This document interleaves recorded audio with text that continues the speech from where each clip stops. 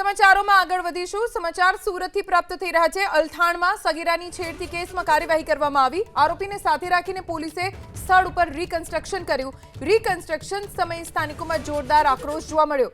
Reconstruction સમયે હજારોની સંખ્યામાં લોકો ઉમટી પડ્યા।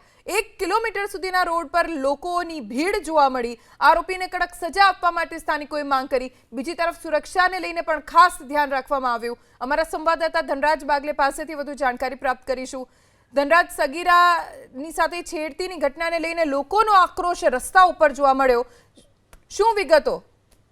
જી બિલકુલ, સુરતના અલથાણ વિસ્તારમાં આ ઘટના ઘટી હતી ત્યારે આજે આરોપીને સાથે રાખીને રીકન્સ્ટ્રક્શન કરવામાં આવ્યું હતું અને રીકન્સ્ટ્રક્શન વખતે મોટી સંખ્યામાં લોકજુવાળ છે જોવા મળ્યો હતો।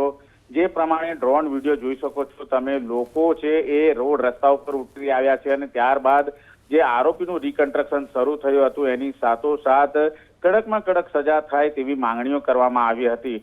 જે પ્રમાણે અત્યારે હાલ જે અલથાણ 4 રસ્તાથી લઈને મેટ્રો ટ્રેન પ્રોજેક્ટ છે તે સમાંતર 1 કિલોમીટર સુધી આ જે આરોપી છે તેને ચાલતા લઈ જવામાં આવ્યા હતા અને ઘટનાનું રીકન્સ્ટ્રક્શન કરવામાં આવ્યું હતું। ક્યાંથી ક્યાં ગયા હતા, કઈ રીતે છેડતીને અંજામ આપવામાં આવ્યો હતો, એ પોલીસે તમામ મુદ્દાવાર રીતે વિગતો મેળવી હતી। પરંતુ આ સમયગાળા દરમિયાન મોટી સંખ્યામાં જે પાટીદારો છે મોટી સંખ્યામાં ઉમટી પડ્યા હતા અને તેમના દ્વારા જે રીતે કાયદાકીય રીતે કડક કાર્યવાહી કરવાની માંગ કરવામાં આવી હતી ત્યારે આસપાસના વિસ્તારમાં જે પ્રમાણે રહેતા લોકો હતા એ તમામ રોડ રસ્તા ઉપર ઉતરી આવ્યા હતા।